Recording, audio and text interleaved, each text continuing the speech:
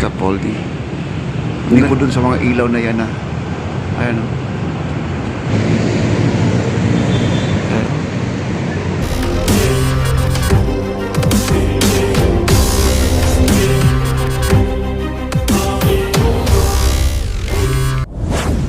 Guys, ito yung ating MacArthur Bridge at ito po ay lalagyan na po ng ilaw. Ngayon ang gumagawa po dito ay Chinese guys oh. Ito nilagyan na po nila ng screen. Di ko lang alam kung anong klaseng screen doon na may ilaw na guys oh. Yan oh, may ilaw yan, ilaw yan. LED yan. And LED yan. Kumbaga buong slot na to, yung tulay na to ay magkakaroon ng programming na baka ito ay gumagalaw yan mga kaibigan. Napakaganda pala ito guys no. Magkakaroon ng itong net na yan, may mga ilaw yan. Naka LED yan, no? Tapos dito sa baba, pansinin niyo, may mga dugtong na mga kuryente ayan no. Galing po dun sa mga ilaw na yan na. Ayan no. Wow. Tapos yung ilalim niya na may mga scaffolding. Ayan, may scaffolding. Ang ganda pala ito mangyayari to guys pag natapos to, no? Ang mga gumagawa nandun, nagbi-meeting sila. Ayan no, may maraming mga ilaw. Kasi gabi na po guys, di po natin makikita no. Balikan po natin ng tanghali ito para ma-update po natin. Ayan, napakaganda no. Ayan, puro bakal na po, nilagyan po nila ng mga scaffolding. Ito yung mga bakal na binababa na nung isang araw. Ayan. Ito po ay guardia, bantay sarado to guys ha. No? Bantay sarado to sa pagano kasi yung mga ilaw nito masyadong sensitive na magkaroon na ng walang connection yung isa, lahat yan damay. Ito, daming mga kuryente nakalaylay dyan no. Yan. At saka may mga PVC na, yung mga ilaw, yung PVC na orange. Okay. Yun ang gamit yan ngayon dito. At dito, malaking breaker. May malaking breaker sila dito. Ayan o. Yun ang magdadala ng computer yan guys. Yan po ang magdadala ng computer. Dating hideout po ito guys. Ito no. Hideout po ito. Ayan. Ayan. Ngayon, itong side hindi pa nagawa no. Hindi pa nagawa. Ito yung Pasig River guys oh. High tide ngayon no. Ang linis ng tubig oh. Ayan oh, napakalinis ng tubig na. Ayan. Ang linis ng tubig. Punta po tayo dito sa dulo. Ayan oh. Ayan, dito tayo sa may unahan ng konti.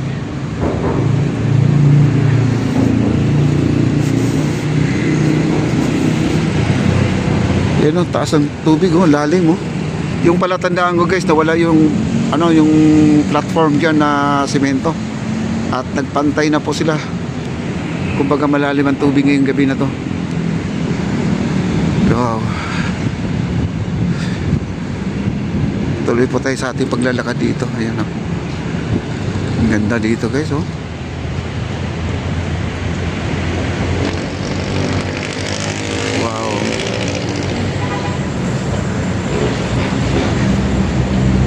Dumating na kanina yung ating barge at saka yung tugboat no, galing po ng Jensen. Dumating na, baka naman ay yung construction doon sa ating phase 5 baka naman ay itutuloy na, gagawin na.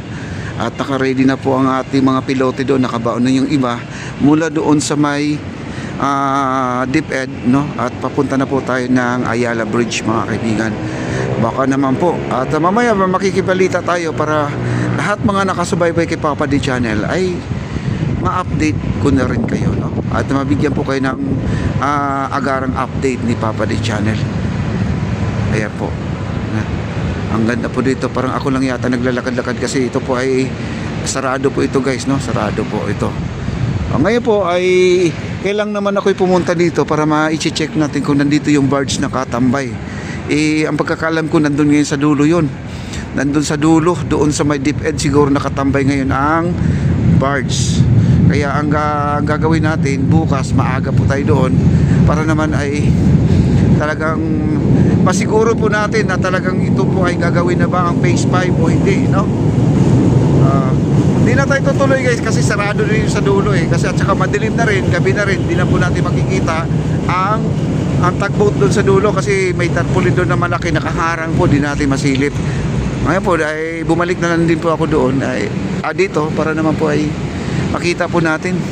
Grabe pala yung mga ginagawa nila dito guys no. Yung LED kasi buong platform na yan ay magkakaroon tayo ng character dyan. Para siyang monitor pero ang ginagawa nila dito parang net na may LED. net LED po siya na tingnan nyo guys, balikan po natin, i-update ko kayo dito. Ayan.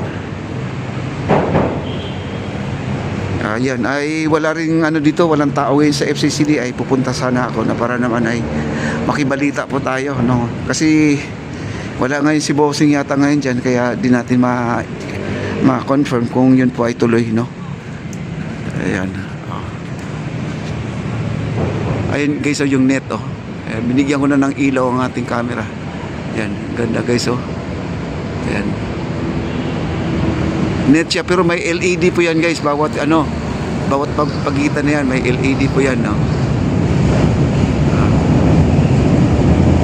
Wow. Mas maganda pa to guys kaysa doon sa sa Jones Bridge, kasi ito ay meron siyang karakter, o baka magkakaroon ng commercial LED monitor, no, ang kanitang bridge na to. Ayan, no? Ayan, parang tela siya, no, na pero may LED pa sa mga bawat pagitan, bawat square.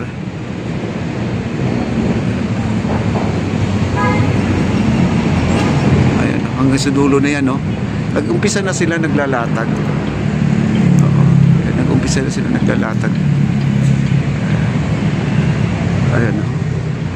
Lapitan pa natin guys.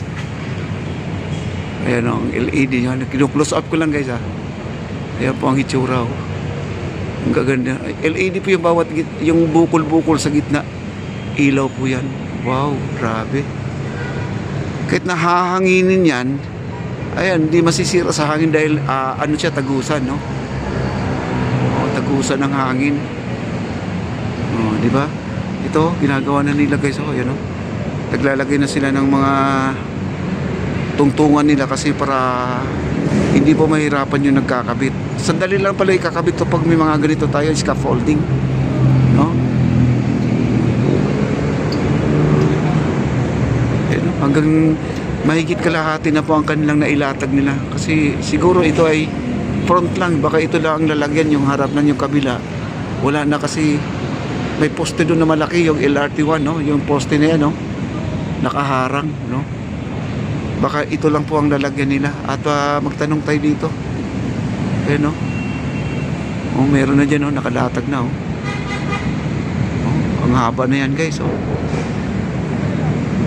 haba na, Balikan po natin to bukas para makita po natin yung sa umaga, para makita natin yung mga LED na tong mga nakakabit dito. Ayan, para makita po natin to.